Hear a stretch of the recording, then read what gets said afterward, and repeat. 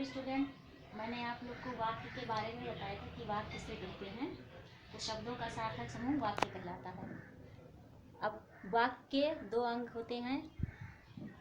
अब इसके बाद हम वाक्य कितने भेद होते हैं।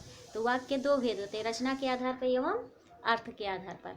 तो रचना के आधार पर तीन भेद होते हैं। तो दो भेदों के बारे में मैंने आप लोग को बता दिया था। अब हमारा बचा था मिश्र वाक्य। मिश्र वाक्य किसे कहते हैं? तो जिस वाक्य में एक उपवाक्य प्रधान होता है तथा अन्य उस पर आश्रित होते हैं, उसे कहते हैं मिश्र वाक्य। जैसे जो परिश्रमी है वह सफल है, जब जागो तब सवेरा, ये उस पर आश्रित है।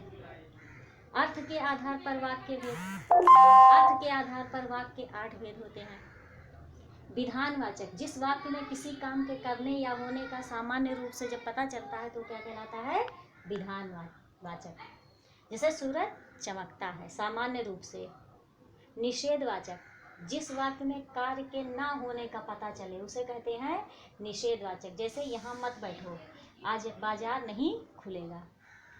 प्रश्नवाचक, जिस वाक्य में किसी प्रकार के प्रश्न पूछने का जब बोध होता है तो उसे कहते हैं प्रश्नवाचक। जैसे यह किसकी पुस्तक है? क्या आज बैंक खुला है? आज्ञावाचक, जब हम किसी को आज्ञा देते हैं, आदेश देते हैं, जिस वाक्य में आज्ञा, उपदेश, प्रार्थना, अनुमति आदि का जब बोध होता है तो वह कहलाता है आज्ञावाचक। जैसे सदा सत्य बोलना चाहिए, एक गिलास पानी लाओ।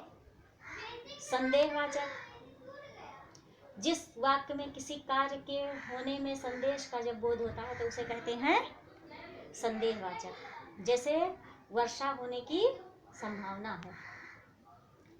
संकेतवाचक, जिस वाक्य में एक बात या काम का होना दूसरी बात या काम के होने पर निर्भर करता है उसे संकेतवाचक कहते हैं। जैसे यदि परिश्रम किया होता तो सफलता अवश्य मिलती।